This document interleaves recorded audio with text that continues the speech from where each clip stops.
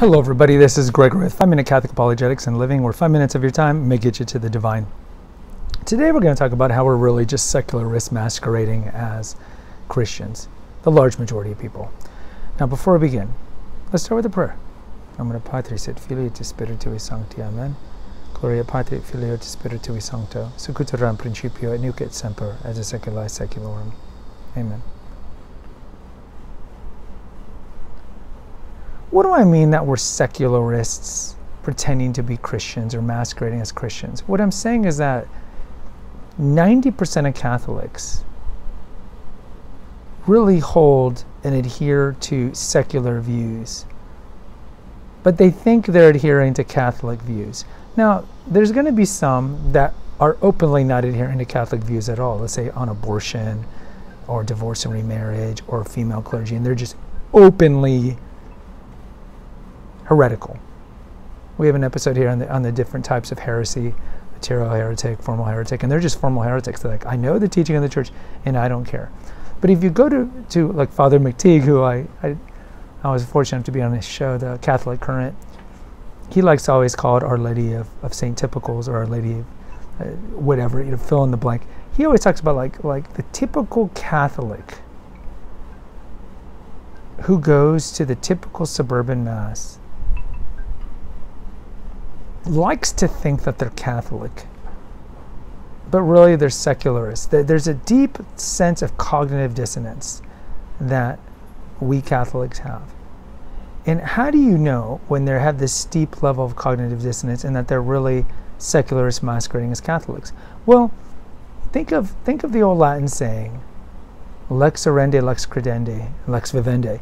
So it's like the way you pray is reflected in what you believe, and what you believe is reflected in how you live. So if you look at like the typical, I know I'm using that word a lot, the typical person at the typical parish, they don't dress up. They come late. They might leave early. They receive the Eucharist not in a state of grace more often than not. They're not even paying attention to the liturgy. They don't even know it's a holy sacrifice and that they're offering a sacrifice of Jesus Christ along with the priests and the saints and the angels and everybody to God the Father. They don't know a lot about their faith. And it's the little things. Like you see people come to Mass at the typical suburban parish wearing shorts or a t-shirt. And you can ask them, it's like, is this really all you have in your closet? No, of course not. They have something dressier, but it's reflecting on how important their faith is. Because if your faith's important, you would show up early. Yes, there's going to be exceptions, traffic, I get it. But you'll leave early enough. And you'll stay late to pray in silence. You will dress in your formal best, your Sunday best, as we used to call it. Otherwise, you see it reflected out as there's a lot of Catholics who don't understand the concept of marriage. Marriage is about the procreation and education of children. It's not about the pitter-patter of love. And we have a playlist here on dating. And what do I mean by this? If you want the pleasures and benefits of sex, it comes with the consequences of sex, and that consequence has a negative connotation. I don't think it should, because children are a complete blessing, and I'm so grateful to have them in my life. But as Paul VI predicted in Humanae Vitae, when you separate the procreative act from the unitive act, you get essentially just a man and a woman, for lack of a better word, and hopefully no children listening, just essentially self-gratifying themselves into each other. It all becomes about the act, and we masquerade the act and think that the act is what makes love. No, love is complete self-surrender and giving your procreative abilities to each other. So if you see Catholics, and we've seen the polls, the majority of Catholics believe that contraception is okay. And a good 50% last time I checked believe abortion is okay. So if you're like, no, I'm a Catholic, and like, okay, well, you can't practice contraception. 100 years ago, before the Lambeth Conference in 1930, where the Anglicans were the first Christian group to say that contraception was okay. So 100 years ago, let's say in 1923, everybody knew you have sex, you're going to have kids, and that was the understanding, and that was fine. I mean, this is how you know we've been corrupted by secular values, Because the secular values all around us tell us, what? You're going to have 5 kids, 6 kids, or as many kids as God will grant you? What? You're not going to contracept? What? And so many Catholics and Christians, of course the Protestants are even worse, have bought into this so much. So how can you say you're a Catholic? No, we think we're Catholics that are in this world but not of this world. But the majority of us are like the seeds that have fallen on rocky thorns or rocky soil. The glamour of fame and riches and peer pressure have choked us out, but we don't know we've been choked out. And a great example is contraception. So if you have a Catholic woman or Catholic man, like, no, we're not going to have kids, we're going to contracept, or we're going to space them out and use NFP, for example, to never have children. They're secularists. Their values are secularist, because that's the secularist mindset. The world's overpopulated, having children, what are you doing that? It's too big of a carbon footprint, blah, blah, blah, blah, blah, blah, blah, blah, blah. And if you believe that, you're a secularist.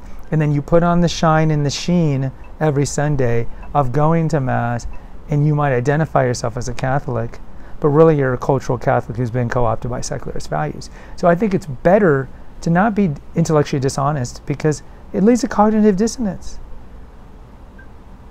You either are a Catholic and you practice your faith the best you can in a full faith, or just admit that you're a secularist who picks and chooses your Christian teachings based on what you want because you want to be the Pope. And the best way to know if you're a secularist or you're truly a Catholic practicing your faith is you look at your calendar. I think that tells it all it is. Because if we're truly Catholic, we're going out of our way to go to daily Mass. We're going out of our way to find time to do the Liturgy of the Hours, to pray the Rosary. Again, these are optional. That doesn't mean you're a bad Catholic if you don't do it. These are devotionals. Reading about the saints, reading about church history, doing your works of mercy, going to Bible studies. So if you look at your calendar and every day pretty much you're going to daily Mass or going to a Rosary or something, then you're trying to live your faith.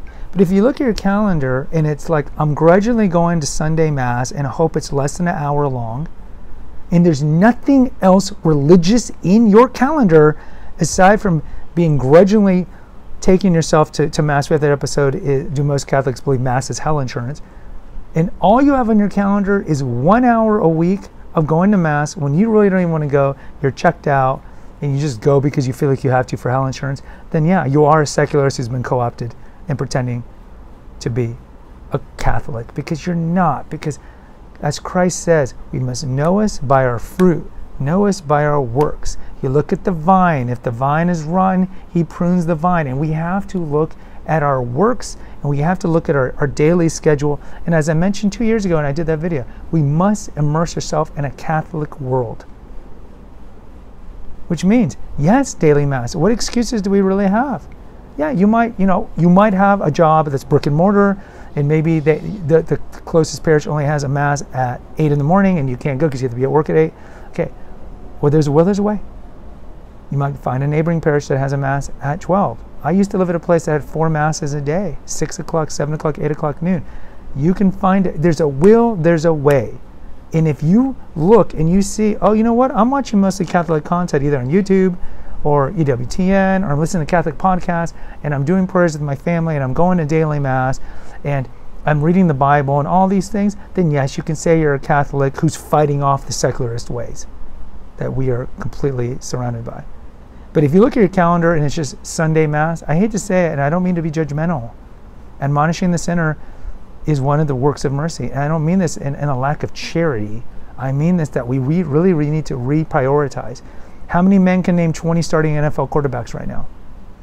And how many of those same men can name the 4 Marian dogma or articulate what the hypostatic union is or transubstantiation? It's a lack of priorities.